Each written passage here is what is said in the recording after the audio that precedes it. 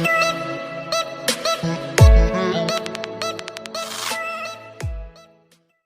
And welcome back to our YouTube channel लेखांकन। मैं रोहित राजौरी आज आपका एक बार फिर से स्वागत करता हूं हमारे यूट्यूब चैनल पर। देखिए, हमने अपनी पिछली वीडियो में सीखा था ट्रेडिंग एंड प्रॉफिट और लॉस अकाउंट के बारे में। हमने उसके कंपोनेंट्स के बारे में जाना और देखिए उसमें मैंने आपको कुछ चीजें बताई थी, कुछ एक्सपेंसेस बताए थे। मैंने बताया था आपको दो तरह के खर्चे हैं, डायरेक्ट एक्सपेंसेस और इनडायरेक्ट एक्सपेंसेस। और वहीं मैंने एक आपको बताया था इनडायरेक्ट इनकम। तो देखिए वहां मैं आपको पूरी तरह से नहीं बता पाया था उसके बारे में, और आज मैं आप सभी को उन तीनों चीजों के बारे में बिल्कुल डिस्क्राइब करने वाला हूं, एक एक चीज की वो किस किस तरह से कहां इस्तेमाल होते हैं। Most of the things related to direct expenses, indirect expenses and indirect income I will tell you. तो देखिए आज सबसे पहले मैं आपको बता रहा हूं डायरेक्ट एक्सपेंसेस के बारे में। मैंने यहाँ पर दो जगह लिखा है, एक तो डायरेक्ट एक्सपेंसेस और एक इनडायरेक्ट एक्सपेंसेस। इसके बाद मैं आपको इनडायरेक्ट इनकम बताऊंगा। सबसे पहले देखिए यहां पर जो मैंने लिखा है डायरेक्ट एक्सपेंसेस, मैंने आपको बताया था कि डायरेक्ट एक्सपेंसेस वो खर्चे होते हैं जब हम किसी सामान को खरीदते हैं, खरीदते वक्त किए गए खर्चे, या फिर उत्पादन करते वक्त यानी कि मैन्युफैक्चरिंग करते वक्त जो हमने खर्चे किए हैं, उन खर्चों को हम डायरेक्ट एक्सपेंसेस में काउंट करते हैं। उसके अलावा जो भी खर्चे होते हैं वो इनडायरेक्ट होते हैं। समझाऊंगा कैसे कैसे। देखिए सबसे पहले यहां मैंने लिखा है डायरेक्ट एक्सपेंसेस में, ये मैंने लिस्ट लिखी है। सबसे पहले मैंने लिखा है फ्रेट एंड कैरेज इनवर्ड। देखिए फ्रेट एंड कैरेज का मतलब होता है भाड़ा, किराया। किस चीज का किराया? जब भी हमने कोई सामान खरीदा, जो भी हमने कोई सामान जब खरीदा तो खरीदने के बाद उस सामान को अपने पास लेके आए, अपने स्टॉक में लेके आए, अपने ऑफिस एड्रेस में, अपने फैक्ट्री एड्रेस तक जो हम लेके आए, वहां तक लाने का जो खर्चा हुआ यानी कि इनवर्ड आया, तो वो जो खर्चा है डायरेक्ट एक्सपेंसेस है, फ्रेट एंड कैरेज इनवर्ड। उसके अलावा कस्टम एंड इंश्योरेंस। देखिए जब भी हम कोई सामान खरीदते हैं, जब बाहर किसी देश से जब हम कोई सामान खरीद रहे हैं तो वहां पर एक ड्यूटी लगती है, कस्टम ड्यूटी, और उस सामान का इंश्योरेंस किया जाता है जो हम सामान खरीद रहे हैं। तो उस सामान का जो इंश्योरेंस कराया है और जो कस्टम जो हमने पेड किया है वो भी डायरेक्ट एक्सपेंसेस है, क्योंकि ये भी सामान के खरीदते वक्त का खर्चा है। ठीक। उसके बाद है वेजेस, मजदूरी।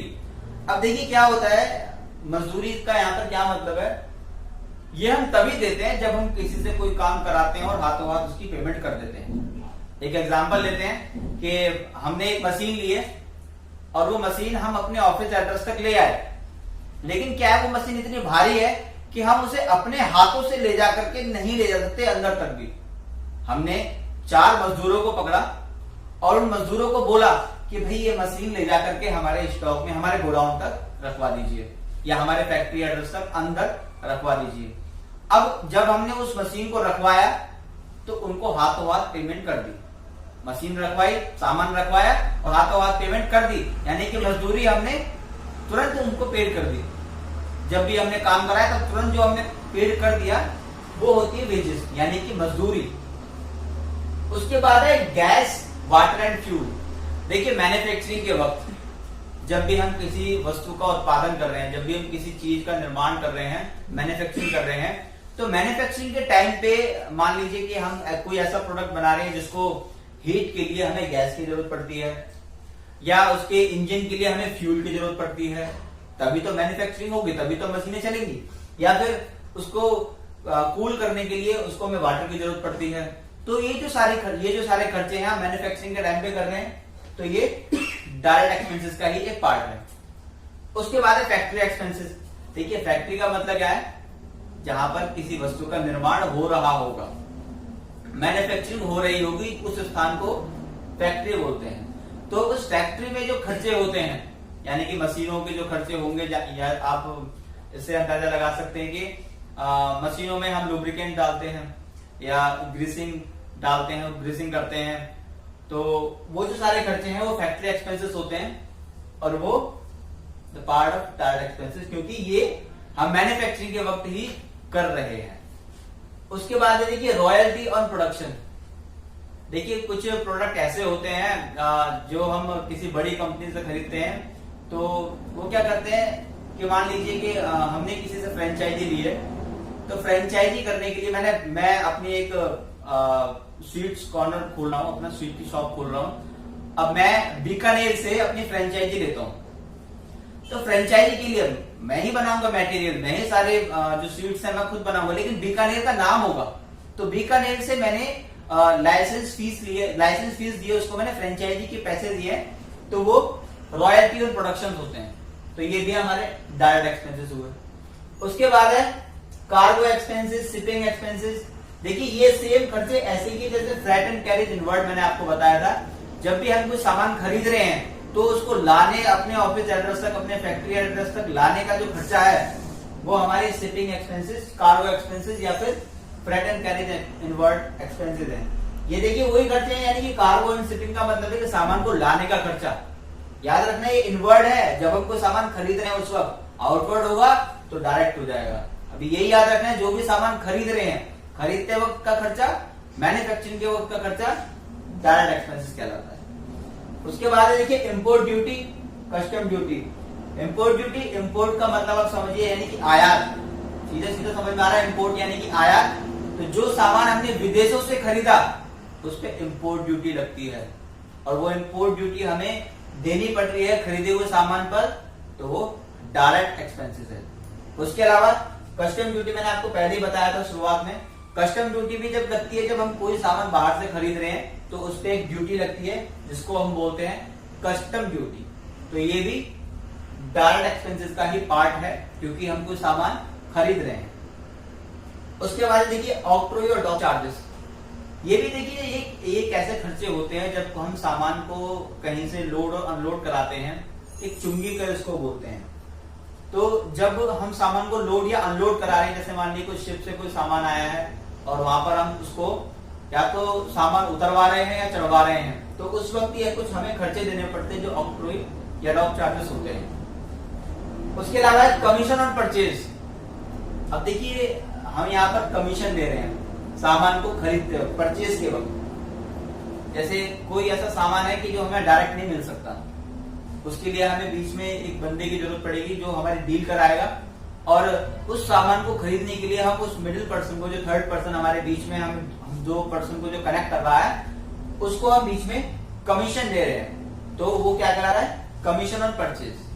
तो देखिए इस तरह के सारे खर्चे जो भी हम सामान को खरीदते वक्त, याद रखना है कि सामान को खरीद रहे हैं, खरीदते वक्त जो भी खर्चा हम पेड करते हैं, या फिर सामान के उत्पादन में, वस्तु के उत्पादन में, मैन्युफैक्चरिंग के वक्त जो भी हम खर्चा कर रहे हैं, that called the direct expenses. वो सभी डायरेक्ट एक्सपेंसेस होते हैं, और ये देखिए होने ही होते हैं, इनको तो हमें करना ही होता है। अगर ये नहीं करेंगे तो काम नहीं होगा बिल्कुल भी, ठीक है। और वहीं क्या होता है कि दूसरी तरफ है हमारे इनडायरेक्ट एक्सपेंसेस। इसमें से कुछ खर्चे ऐसे होते हैं जो नहीं भी करेंगे तो भी काम हो जाएगा, और इनसे सारे अलग होते हैं। तो आइए समझते हैं इनडायरेक्ट एक्सपेंसेस को। सबसे पहले मैंने लिखा है सैलरीज, यानी कि वेतन, तनख्वाह, जो कि हर महीने हमें देनी होती है। अच्छा एक बात बताइए, काम होगा या नहीं होगा, सैलरी तो देनी पड़ेगी। ऐसा तो नहीं है कि आज हमारा यहाँ 2 दिन 3 दिन 4 दिन काम नहीं चला तो हम अपने मजदूरों को, जो हमारे यहाँ वर्कर, जो एम्प्लॉयज हैं, जो हमारा स्टाफ है, उसको हम सैलरी नहीं देंगे। देखिए सैलरी तो देनी पड़ेगी। तो वो क्या है, इनडायरेक्ट एक्सपेंसेस है, उसका हमारे उत्पादन से या हमारे परचेज से कोई लेना देना नहीं। ऑफिस रेंट, जो हमने ऑफिस अपना रेंट पे ले रखा है, अगर हमारा 2 दिन 4 दिन 10 दिन काम नहीं चलेगा, मैन्युफैक्चरिंग नहीं होगी, या सामान नहीं खरीदेंगे, या सेल नहीं होगी, तो क्या हमारा जो ओनर है उस जगह का, वो हमारा रेंट माफ कर देगा? नहीं करेगा, वो हमें देना ही पड़ेगा, या चाहे प्रोडक्शन हो या ना हो। उसके बाद है देखिए लाइटिंग, हमने अपने ऑफिस को चमकाने के लिए चारों तरफ लाइट लगा ली, तो वो जो लाइटिंग का जो एक्सपेंसेस है वो हमारा इनडायरेक्ट एक्सपेंसेस है, क्योंकि इसका हमारे मैन्युफैक्चरिंग से या फिर परचेज से कोई लेना देना नहीं है।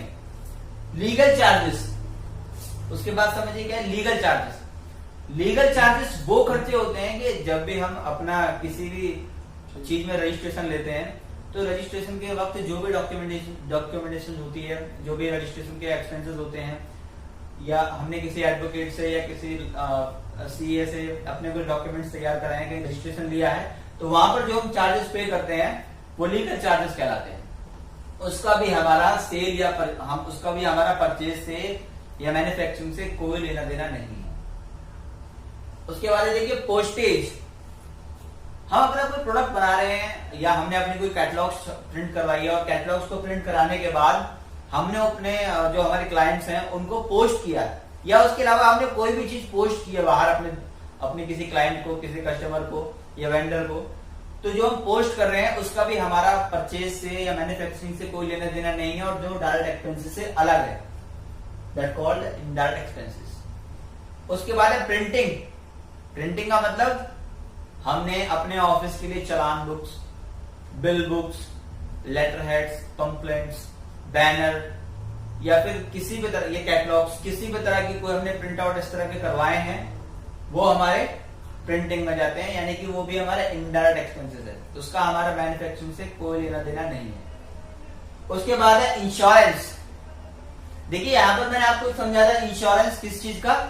यहां पर जो इंश्योरेंस की बात कर रहे थे उस सामान के इंश्योरेंस की बात कर रहे थे जो हम परचेज कर रहे हैं, और यहां पर जो इंश्योरेंस की बात कर रहे हैं उसके अलावा जो भी चीजें हमने खरीदी, या हमारा खुद का इंश्योरेंस, हमारे व्हीकल का इंश्योरेंस, वो सारे इंश्योरेंस किस चीज ये होंगे हमारे indirect expenses. Audit fees. Audit fees का मतलब है देखिए साल के अंत में या साल के बीच में भी हमें कुछ काम जो हम करते हैं, जो भी हमने सारा लेखा जोखा अपना बनाया है, जो भी अपने अकाउंटिंग तैयार की है, बही खाता तैयार किया है, उसको हम चार्टर्ड अकाउंटेंट से चेक कराते हैं, यानी कि उसको बोलते हैं चेक कराने को हम बोलते हैं ऑडिट करना। तो वो जब ऑडिट करेंगे हमारे चार्टर्ड अकाउंटेंट सीए, तो वो अपनी कुछ फीस लेंगे जिसको हम बोलते हैं ऑडिट फीस। ये भी इनडायरेक्ट एक्सपेंसेस का ही पार्ट है। Carriage outward. देखिए कैरेज आउटवर्ड का मतलब क्या है, यहां पर मैंने बताया था कैरेज इनवर्ड आपको डायरेक्ट एक्सपेंसेस में, यानी कि जब भी हमने कोई सामान खरीदा, खरीदे हुए सामान पर जो सामान खरीदा और उस पर जो भी हमने किराया भाड़ा दिया वो डायरेक्ट था। अब यहाँ पर क्या है, आउटवर्ड है, कैरेज आउटवर्ड। अब क्या है कि हम सेल कर रहे हैं सामान को अपने से दूर, किसी थर्ड, हम किसी को सेल कर रहे हैं, किसी अपने पर्सन, किसी भी कस्टमर को, तो सेल करते वक्त जो भी हम सामान का किराया भाड़ा दे रहे हैं, याद रखना सेल करते वक्त जो भी हम किराया भाड़ा दे रहे हैं वो कैरेज आउटवर्ड होता है, या फिर फ्रेट आउटवर्ड भी आप इसको बोल सकते हो। ये भी इनडायरेक्ट एक्सपेंसेस का ही पार्ट है। Advertising expenses.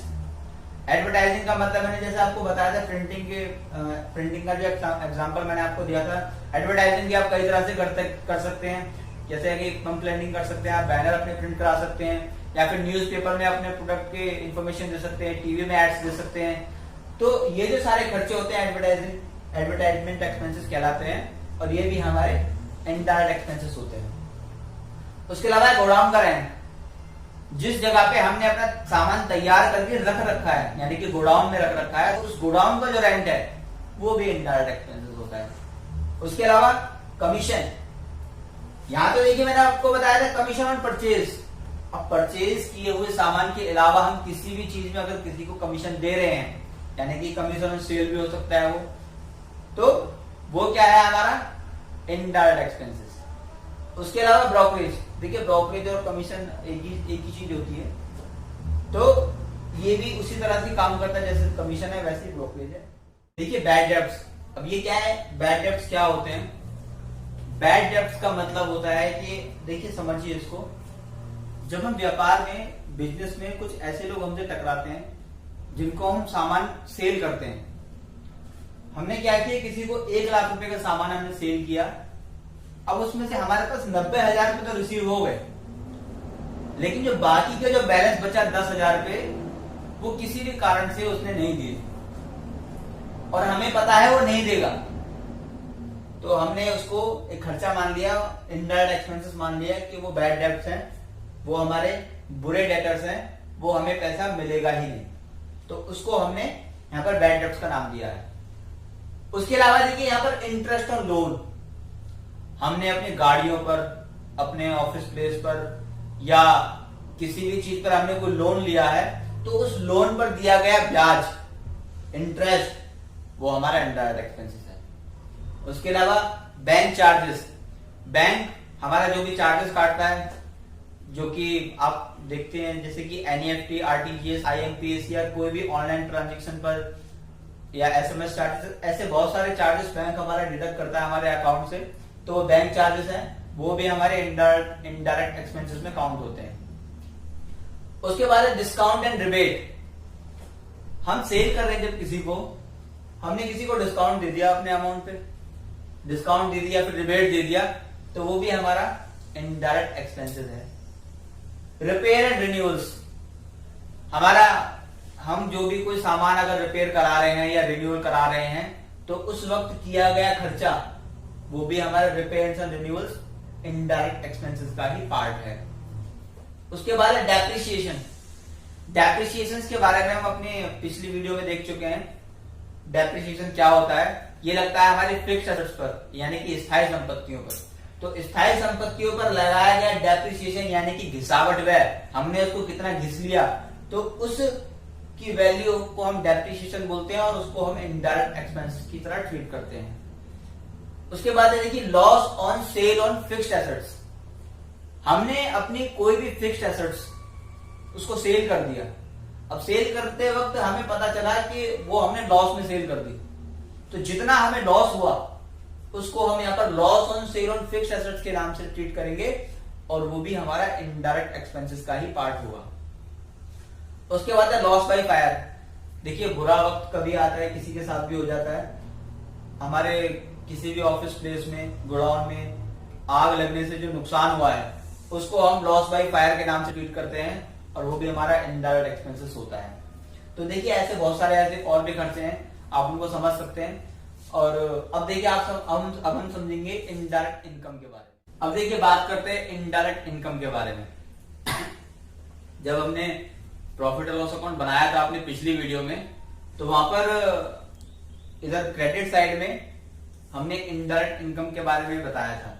तो देखिए क्या होती है इनडायरेक्ट इनकम, मैंने आपको उसमें समझाया था कि हमारा जो मेन सोर्स ऑफ इनकम है उसके अलावा हम कहीं से भी जो पैसा और कमाते हैं, किसी भी अदर सोर्स से जो पैसा कमाते हैं, वो हमारा इनडायरेक्ट इनकम होता है। हम कहीं से भी कुछ पैसा अर्न कर रहे हैं तो वो हमारा इनडायरेक्ट इनकम है, हमारा मेन सोर्स ऑफ इनकम के अलावा। देखिए समझिए, सबसे पहले इसमें लिखा है मैंने कमीशन अर्न। मैंने इनडायरेक्ट एक्सपेंसेस में बताया था कि जो हमने कमीशन पेड किया है वो हमारा एक्सपेंसेस है, तो वहीं जब हमें कहीं से कमीशन मिलेगा तो वो हमारी इनकम हुई। चूंकि ये हमारे मेन सोर्स ऑफ इनकम नहीं है तो ये हमारा इनडायरेक्ट इनकम होगी। उसके अलावा मैंने आपको एक्सपेंसेस में बताया था कि हमने जब किसी को डिस्काउंट दे दिया तो हमारा खर्चा, लेकिन जब हमें डिस्काउंट कहीं से मिला तो वो डिस्काउंट रिसीव। अब ये भी हमारा मेन सोर्स ऑफ इनकम नहीं है तो ये भी इनडायरेक्ट इनकम होगा। इंटरेस्ट रिसीव, जब हमने इंटरेस्ट किसी को पेड किया तो खर्चा, और जब हमें इंटरेस्ट कहीं से मिला तो इंटरेस्ट रिसीव। अब ये भी हमारा मेन सोर्स ऑफ इनकम नहीं है, ये भी हमारा इनडायरेक्ट इनकम है। डिविडेंड रिसीव, देखिए डिविडेंड क्या होता है? लाभांश। हमने मान लीजिए किसी और कंपनी के शेयर्स खरीद रखे हैं, हम किसी और कंपनी के शेयर्स होल्डर भी हैं, तो उस शेयर पर जो भी हमारा प्रॉफिट, जो भी हमारा लाभांश होगा, जो हमें मिलेगा, उसको डिविडेंड बोलते हैं। तो वो जो पैसा हमें मिला वो भी हमारा इनडायरेक्ट इनकम है, क्योंकि डिविडेंड हमारा मेन सोर्स ऑफ इनकम नहीं है, हमारा अपना बिजनेस चल रहा है। उसके अलावा देखिए मैंने आपको बताया था एक्सपेंसेस में कि जब हम कोई फिक्स्ड एसेट को सेल कर रहे हैं और सेल करते वक्त लॉस हुआ तो वो लॉस को हमने कहां पे कैलकुलेट, कहां पे ऐड किया था? हमने इनडायरेक्ट एक्सपेंसेस में। अब वही जब हमने gain on sale of fixed asset हुआ है, जब हमने सेल की है फिक्स्ड एसेट्स की और हमें गेन हुआ यानी कि प्रॉफिट हुआ, तो उस प्रॉफिट को हम ऐड करेंगे इनडायरेक्ट इनकम में। इसके अलावा है इंश्योरेंस क्लेम। हमने कोई इंश्योरेंस करा रखा था अपना और उस इंश्योरेंस की मैच्योरिटी हो चुकी है, वो हमने क्लेम कर लिया, वो पैसा हमें मिल गया, तो वो भी हमारा इनडायरेक्ट इनकम होगा। तो इस तरह के जो भी इनकम होंगी, जो हमारा मेन सोर्स ऑफ इनकम से अलग होंगी, वो इनडायरेक्ट इनकम में हम काउंट करते हैं। तो देखिए ये था, आज हमने सीखा इनडायरेक्ट एक्सपेंसेस के बारे में, इनडायरेक्ट इनकम के बारे में और डायरेक्ट एक्सपेंसेस के बारे में, जो कि रिलेटेड है हमारी पिछली video trading and profit loss account से, जो उसके कंपोनेंट्स हैं। ठीक है, तो thank you so much for watching this video. और आगे हमारे इस चैनल को फॉलो कीजिए, सब्सक्राइब कीजिए यूट्यूब पे और इंस्टाग्राम पे ऐसी और इंटरेस्टिंग वीडियो के लिए। Thank you so much, stay tuned.